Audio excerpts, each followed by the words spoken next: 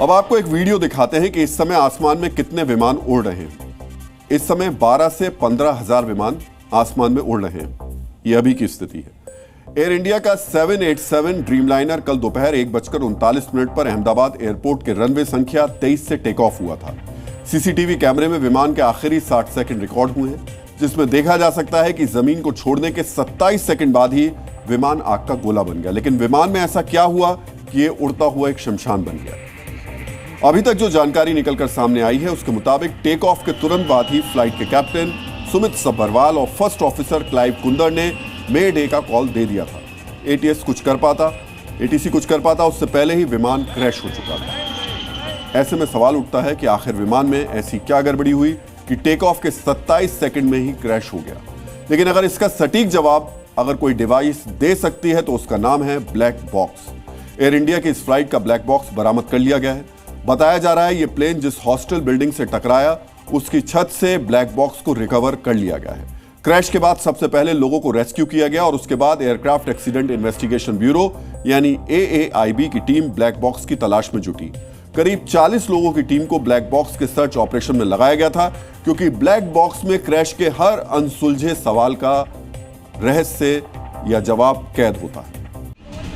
कल दोपहर हादसे के बाद से ही यहाँ कई टीमें, चाहे वो एयरक्राफ्ट की टीम हो, इसके अलावा ATS की टीम हो, गुजरात पुलिस की टीम हो, NDRF की टीम हो, SDRF की टीम हो, ये सभी लगी हुई थी ब्लैक बॉक्स की तलाश में। और ब्लैक बॉक्स कल शाम तकरीबन 5:30 बजे मेरे ठीक पीछे, जहाँ पर आप एयरक्राफ्ट का जो हिस्सा देख रहे हैं, जहाँ पर टेल दिखाई दी थी, जो टेल इस एयरक्राफ्ट की जहाँ पर आकर फंसी थी, वो ठीक सामने अगर आप देखें तो अभी भी जो टीमें हैं उस जगह लगी हुई हैं, इन्वेस्टिगेशन कर रही हैं। और वहीं से कल शाम तकरीबन 5:30 बजे ब्लैक बॉक्स का हिस्सा मिला, ब्लैक बॉक्स मिला, और उसके बाद अब उसकी पड़ताल से सभी राज खुलेंगे।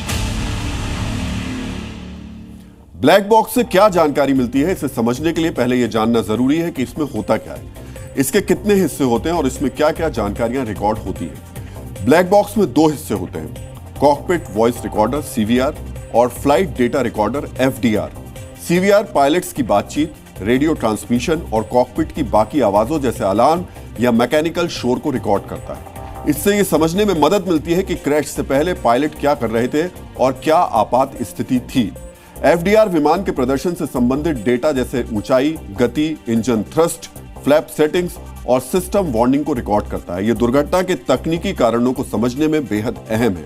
यह ब्लैक बॉक्स का सबसे अहम हिस्सा होता है, क्योंकि इसमें 80 अलग अलग तरीके का डेटा रिकॉर्ड किया जाता है। ब्लैक बॉक्स से जो जानकारियां इकट्ठा होती हैं उसके जरिए जांच एजेंसियां पूरे हादसे का एक रिकंस्ट्रक्शन करती हैं, जिससे विमान के क्रैश की असली वजह का पता चलता है।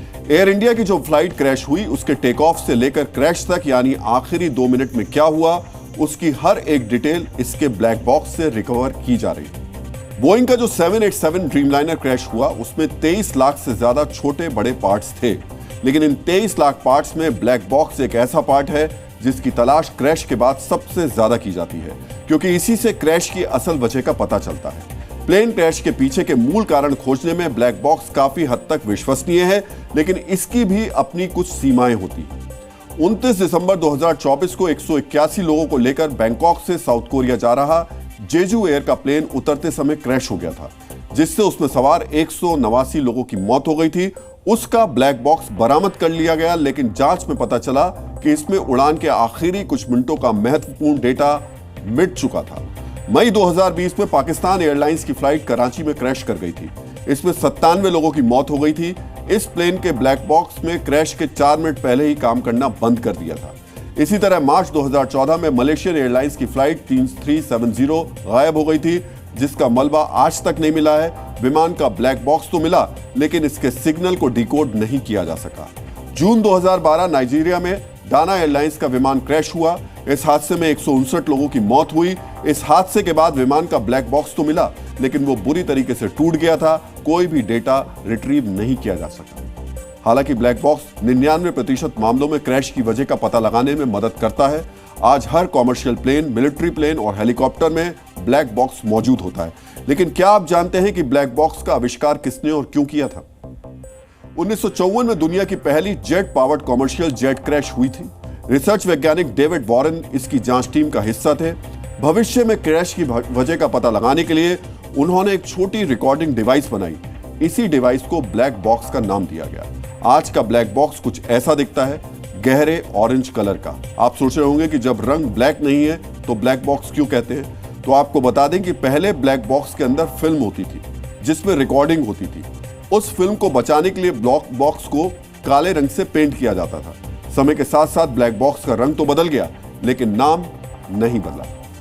ब्लैक बॉक्स के अलावा भी प्लेन में कई ऐसे डिवाइस होते हैं जो क्रैश इन्वेस्टिगेशन का हिस्सा होते हैं। हादसे वाली जगह पर मौजूद टीमें इन्हीं को तलाश कर रही हैं। जांच टीमों को फ्लाइट का डीवीआर भी मिल गया है जिसमें कॉकपिट और केबिन के कैमरों की रिकॉर्डिंग है। इसके जरिए भी क्रैश की वजह का पता लगाने की कोशिश की जाएगी। लगातार जांच चल रही है और इस बीच जो फॉरेंसिक की टीम है वो अभी निकली है। अगर इसमें आपको मैं तस्वीरें दिखाऊं तो पीछे जो अगर आप बैग्स देखेंगे तो इसके अंदर तमाम एविडेंसेस जो कलेक्ट किए गए हैं। यहाँ पे कुछ दवाइयाँ, कुछ बॉक्सेस और भी तमाम जो सामान यहाँ से मिला है। ये पीले कलर का ये पूरा पॉली बैग है और उसके अंदर रख कर अब इसको यहाँ से ले जाया जा रहा है और इसी तरीके से इन्वेस्टिगेशन लगातार आगे बढ़ रही है। Zee